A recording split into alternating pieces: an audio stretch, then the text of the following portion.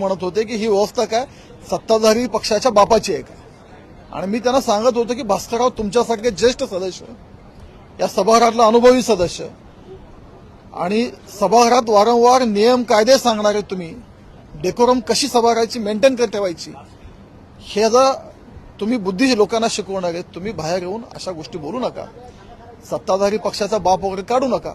तुम्ही काढलात, आम्ही काढलो, कुठंतरी या महाराष्ट्राची जी सर्वोच्च सभागृह आहे अशा ठिकाणी अशा गोष्टी होणं बरोबर नाही हे भास्कररावांना समजावून सांगत होतो.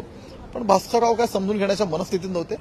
कदाचित त्यांच्यावरील त्यांना जे अपेक्षित होतं की विरोधी पक्षनेता त्यांना मिळत नाही. सभागृहाच्या आतील जे व्यथित झालेले भास्करराव आहेत त्याचा फ्रस्ट्रेशन त्यात बाहेर जाणवलं. महाराष्ट्राच्या राजकारणात वैचारिक मतभेद असतात, पक्षपरत्वे काही विचार वेगळे असतात, पण हे करत असताना कोणाच्या पक्षाचा बाप काढायची संस्कृती या महाराष्ट्रात नाहीये. आणि त्याचीच मी समज आणि विनंती करत होतो की असं तुम्ही बोलू नका. पण भास्करराव ते ऐकून घेण्याच्या मनस्थितीत नाही. भास्करराव एक अधिकारी होते, कर्मचारी होते, त्यांना बोलत होते. ते कोणाशी तरी पत्रिका देत होते. नेमकं कोणाची होती काय होती मला त्यातलं माहिती नाही. मला केवळ ते बाप काढले हे कानावर पडल्यावर मी त्यांच्याशी बोलत होतो. आणि मला वाटतं की भास्करराव इथून पुढे समजून घेतील. अशा चुका त्यांच्यासारख्या सदस्याकडून अपेक्षित नाहीत.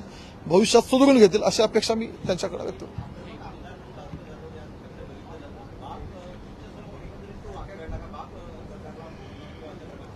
सत्ताधारी पक्षाचा बाप असा त्याने उल्लेख केला. त्यांच्यामुळे मला त्यांना बोलावं लागलं आणि मी ऐकून जर तसं जात गेलो असतो तर ही बोलायची त्यांचं टोन अजून वाढलं असतं.